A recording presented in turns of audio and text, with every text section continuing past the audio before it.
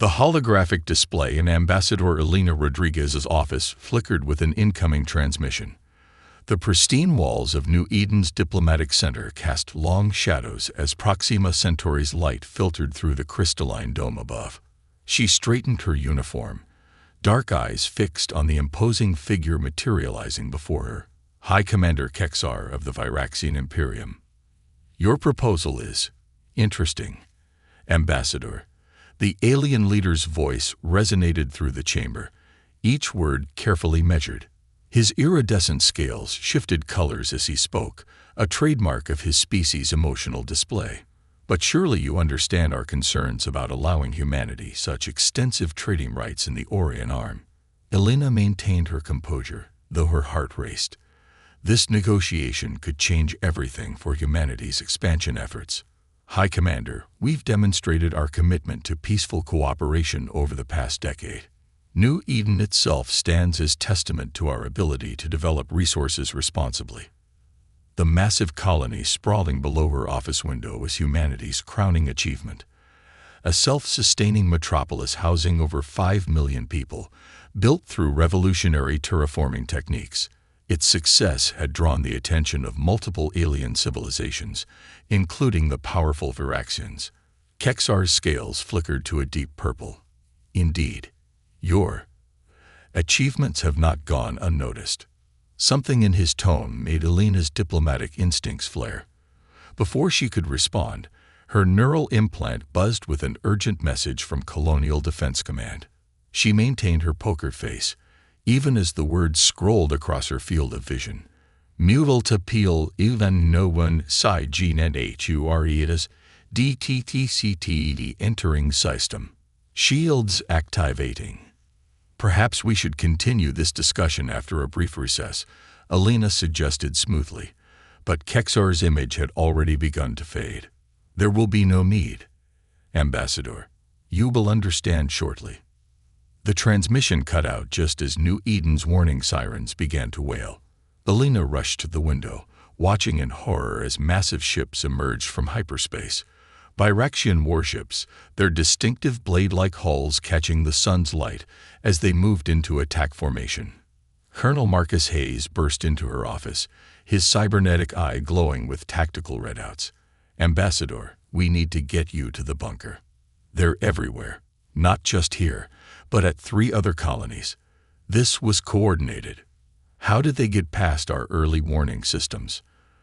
Elena demanded as they rushed through the evacuating building. They didn't. Marcus's voice was grim. They were invited in. Someone gave them our defense codes. The first explosions rocked the city as Viraxian dropships pierced through the weakened shield grid. Elena watched their descent, her mind racing. The trade negotiations, they were never serious about them. They were gathering intelligence. Ma'am, we need to move. Marcus pulled her toward the emergency transport tube as chunks of debris began raining from the sky. In orbit, the situation was deteriorating rapidly. Captain Diana Wells of the ESS Defiant, New Eden's primary defensive vessel, coordinated what resistance she could. All civilian ships proceed to emergency jump points. This is not a drill.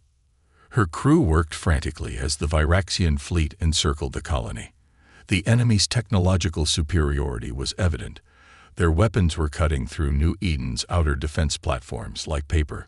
Captain, her tactical officer shouted, they're targeting civilian evacuation routes. Diana's jaw clenched. Divert all power to forward shields. Move us into their line of fire. She opened a channel to all military frequencies. This is Captain Wells to all New Eden Defense Forces. We hold the line, whatever it takes. The Defiant surged forward, its engines straining as it positioned itself between the Viraxian warships and the fleeing civilian vessels.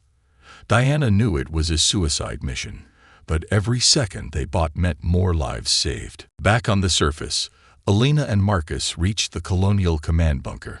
The massive reinforced chamber was a hive of activity as military and civilian leaders attempted to coordinate a response to the overwhelming attack. Status report, Marcus barked as they entered. Governor Thomas Chen looked up from the central holotable, his face ashen. "We've lost contact with the outer districts. They're systematically disabling our communications network. Military resistance is scattered. The Defiant is buying time for evacuations." But he didn't need to finish the sentence. Alina stepped forward. "Send a message to Earth.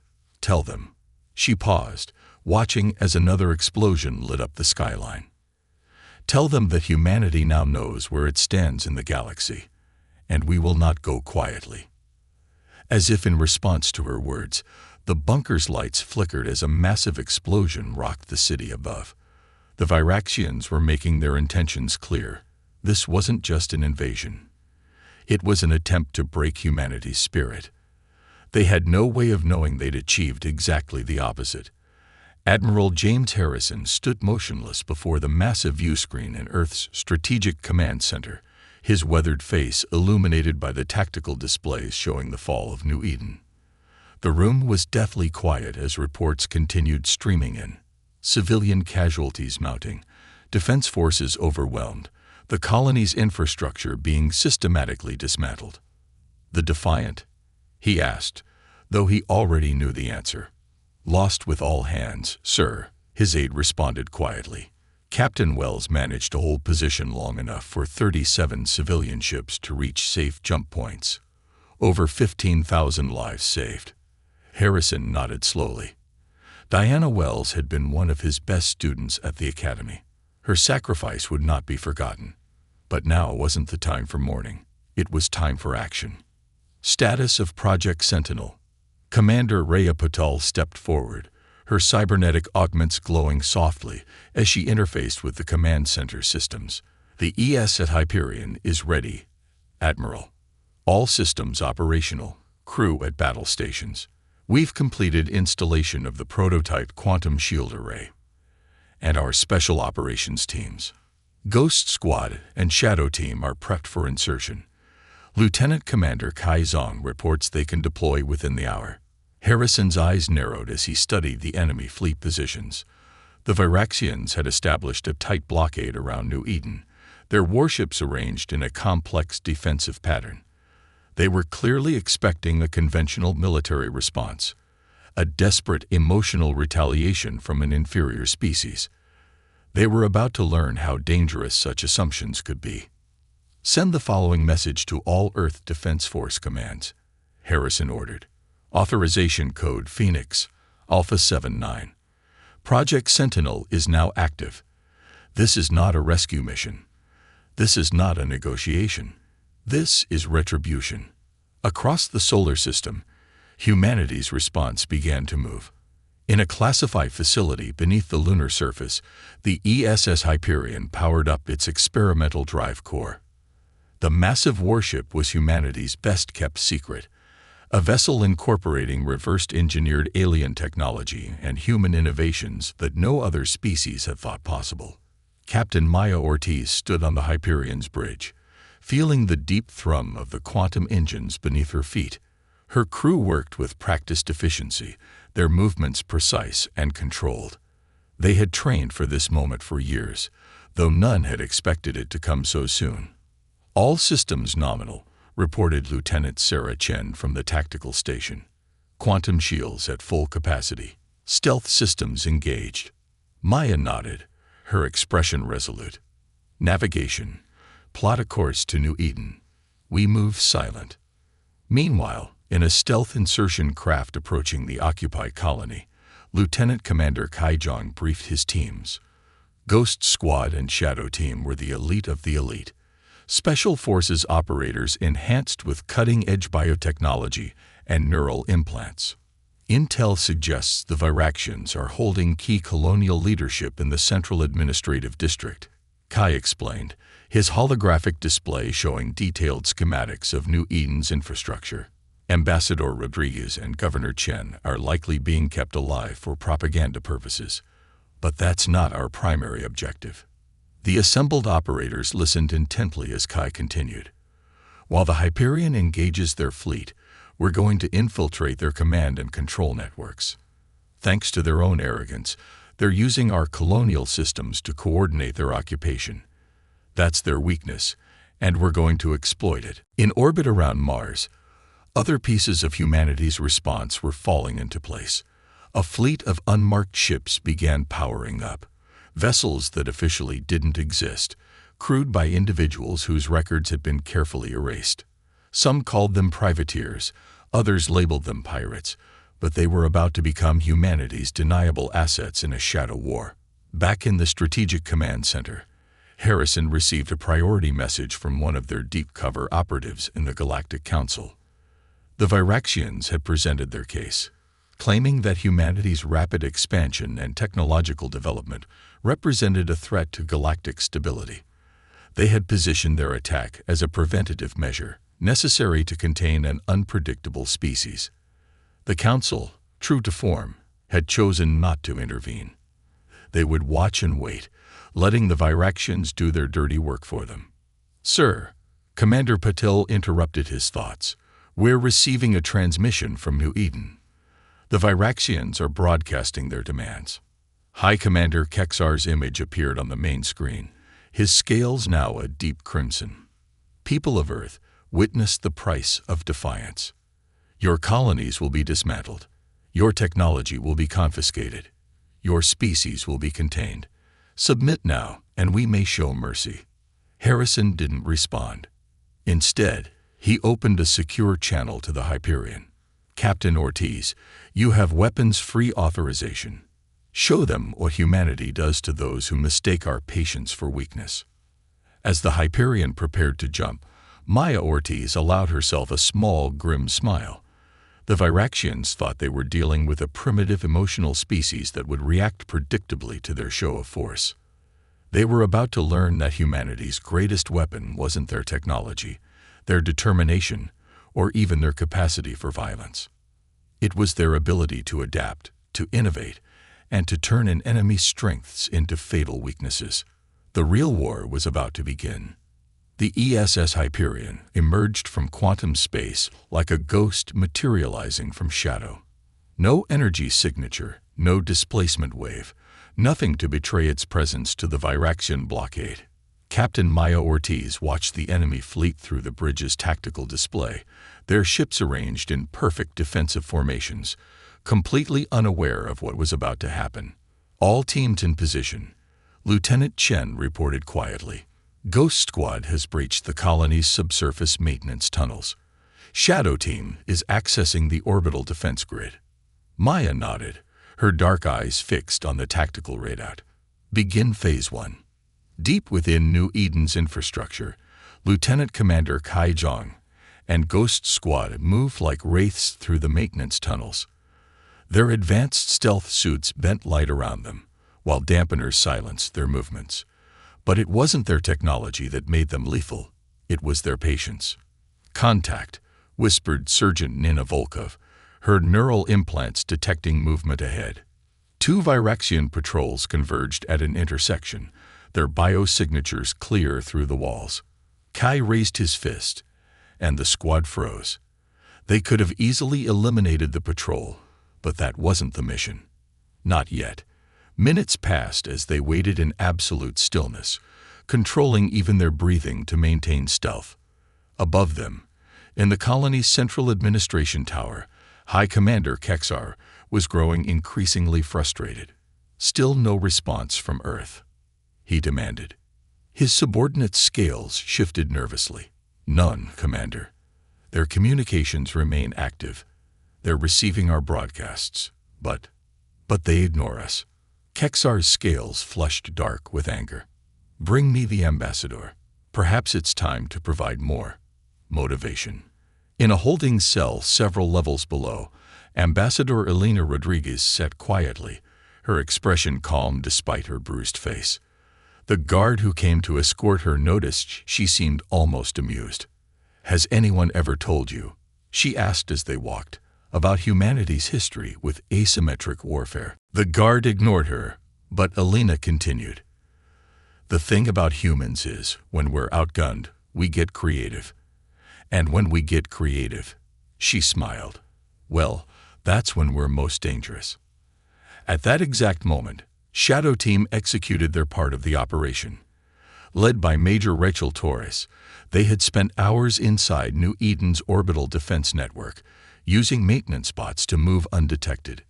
Now they reached their target, the central control node for the colony's automated defense systems. "Package is ready," Torres reported through their quantum-encrypted channel, awaiting execution order. On the Hyperion's bridge, Maya checked the mission clock. Everything had to be precisely timed. "Execute in 3, 2, 1. Across New Eden's defensive grid, thousands of automated systems suddenly activated, but not as the Viraxians expected. Instead of targeting the human stealth teams, every automated turret, defense drone, and security system turned against the occupiers. Kexar was in mid-sentence, berating Alina, when the lights in his command center flickered. His scales paled as warnings blared across every console. "What's happening?" he demanded. "We're losing control of colonial systems," his technical officer shouted. "Defense networks are. They're turning against our forces." Alina's smile widened. "That's the thing about building an empire on stolen technology," she said quietly. "Sometimes it has hidden features." The chaos had only begun. As automated defenses engaged the Viraxian ground forces, Ghost Squad initiated their attack. They struck key power distribution nodes, communication relays, and command bunkers simultaneously. The Viraxians' superior technology meant nothing when their coordination was shattered. In orbit, Maya gave the order that would reveal humanity's true capabilities. "Power up the quantum shield array, weapons free. Show them what the Hyperion can do." The massive warship shimmered into visibility, its hull gleaming with energy as its quantum shields created a barrier unlike anything the Viraxians had encountered. Their shots, previously so effective against conventional defenses, dissipated harmlessly. "How is this possible?" Kexar demanded as reports flooded in. "Their technology was inferior. We saw their specifications." "You saw what we wanted you to see," Alina replied calmly. "While you were studying us, cataloging our weaknesses, preparing your invasion, we were studying you, learning, adapting. Did you really think humanity survived this long by being predictable?"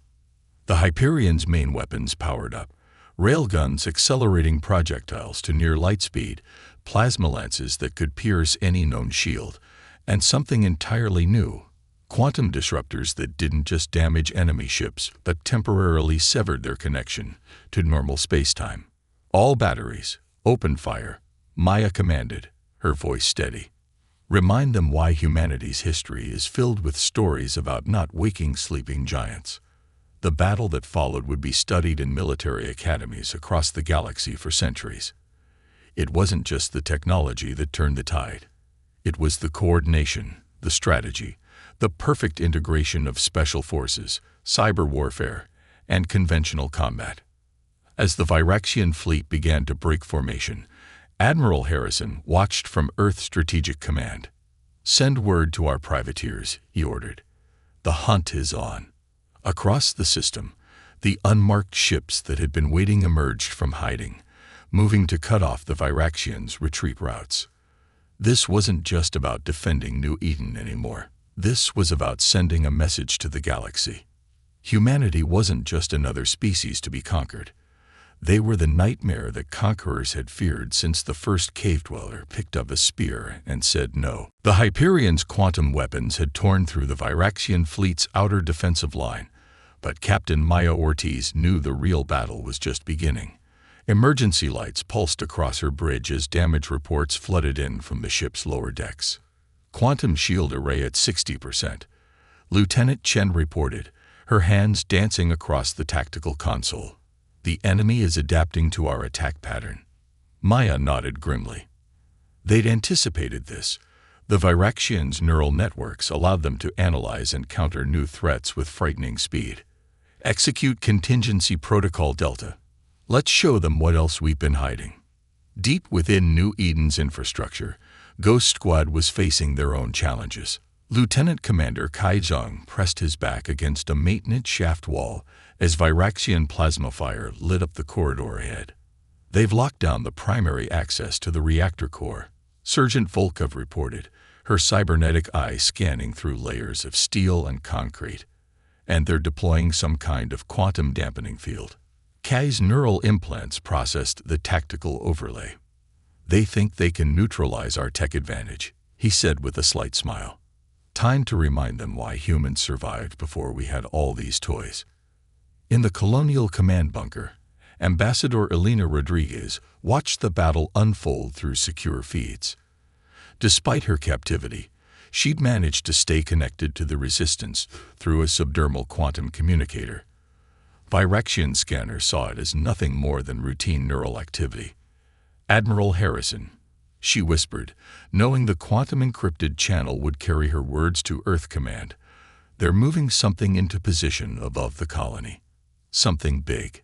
Harrison's tactical display updated with new sensor data from the Hyperion.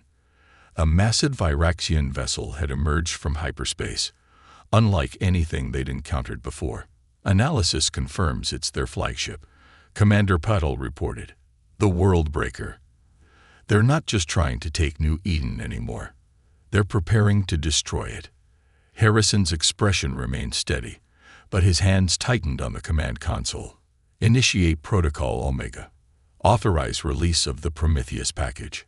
On the Hyperion's bridge, Maya received the authorization code. Her eyes widened slightly. The Prometheus package was theoretical, untested, born from humanity's most ambitious attempts to harness quantum mechanics. "Lieutenant Chen, begin power transfer to the main quantum core. Divert all non-essential systems." She opened a channel to engineering. "Chief Rogers, prepare for full-spectrum quantum cascade." The ship's engines hummed with new intensity as power redirected to its experimental core. The Virexians, sensing the energy buildup, began to concentrate their fire on the Hyperion. Shields failing. Chen called out as another barrage struck home. "We need more time." In the maintenance tunnels, Kay's team had reached a junction that would give them access to the colony's main power grid. "If we can't reach the reactor core, we'll have to improvise," he declared. "Volkov, those dampening fields, they're tied into their ship's power systems." "Confirmed," she replied, catching his meaning. "If we overload the grid, we create a feedback loop through their own defenses." Kai began setting charges at key power nodes. Sometimes the best tech is a simple short circuit. The World Breaker moved into position above New Eden, its massive form blotting out the stars. Inside the Colonial Command Center, High Commander Kexar watched with satisfaction as his flagship prepared to fire. "Your species' defiance ends today," he told Elena. "The galaxy will remember this as the moment humanity learned its place."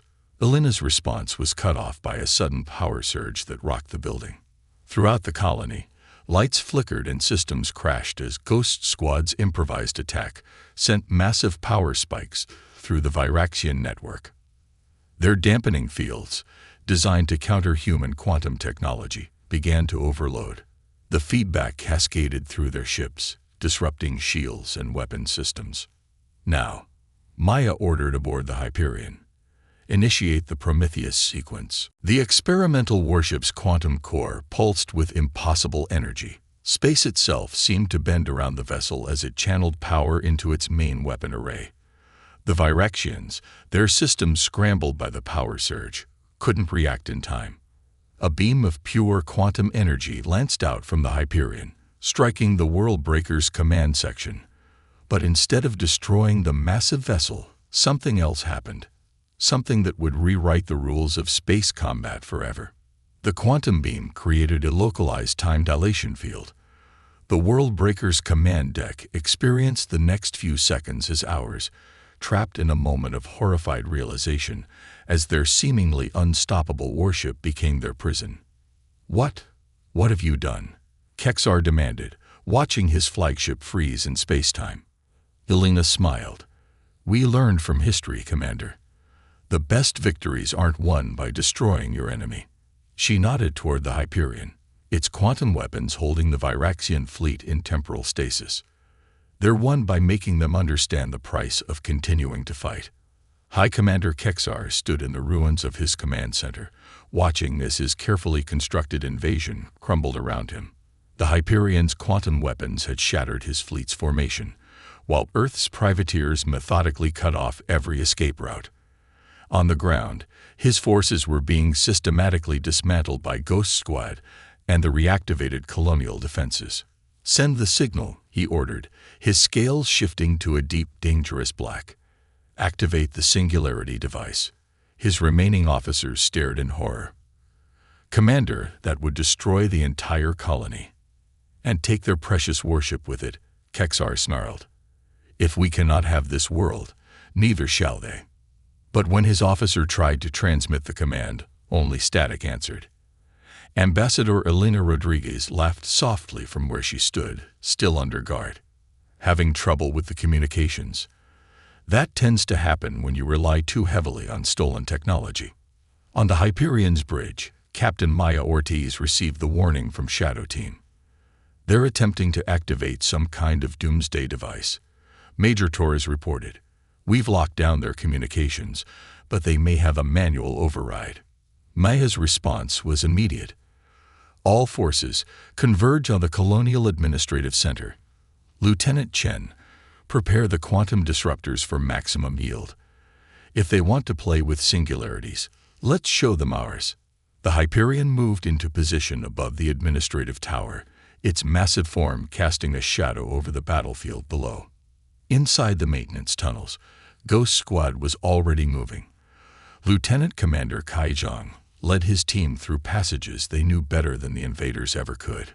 "Remember," he told his squad, "we're not just fighting for New Eden anymore. Every species in the galaxy is watching. What happens here will determine humanity's place among the stars for generations to come." Admiral Harrison's voice came through their quantum-encrypted comms. "All teams, be advised. The Galactic Council has finally responded. They're sending observers to assess the situation." The contempt in his voice was clear. "Let's make sure they arrive in time to see the ending we choose." In orbit, the battle had transformed into something unprecedented.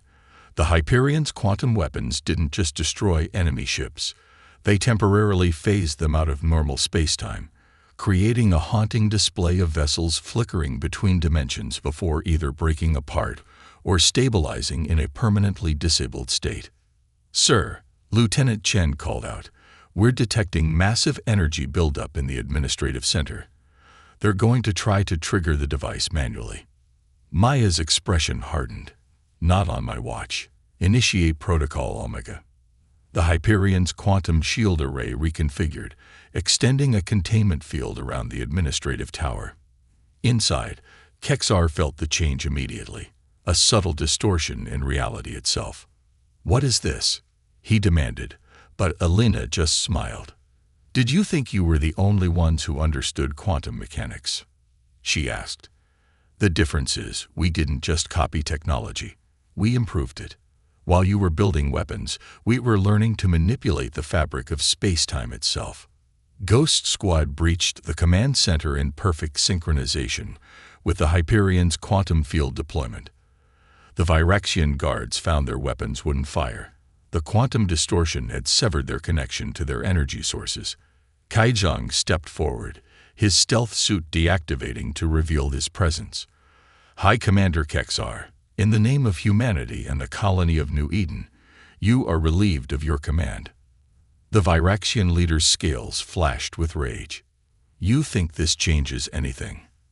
The galaxy will never accept your kind as equals. You're too unpredictable, too dangerous." "No," Elena interrupted, stepping forward as her guards backed away, their weapons useless. "We're survivors. We're innovators.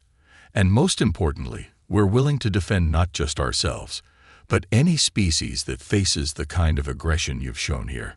The Galactic Council's observation fleet arrived just in time to witness the Hyperion's quantum field containing and then neutralizing the singularity device.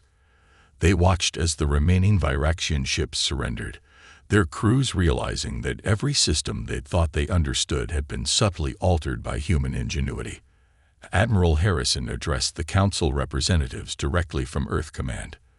Let this serve as both a demonstration and a warning, he declared. Humanity seeks peace, but we will not bow to intimidation. We don't want to rule the galaxy, but we will ensure that no one else does either. In the days that followed, as New Eden began its recovery, the story spread across the galaxy. The Viraxians' attempted conquest had failed not just because of superior technology or military might, but because they had fundamentally misunderstood what made humanity dangerous. It wasn't their weapons. It wasn't their ships. It wasn't even their determination. It was their ability to take every challenge, every setback, every defeat, and turn it into an opportunity to evolve, to improve.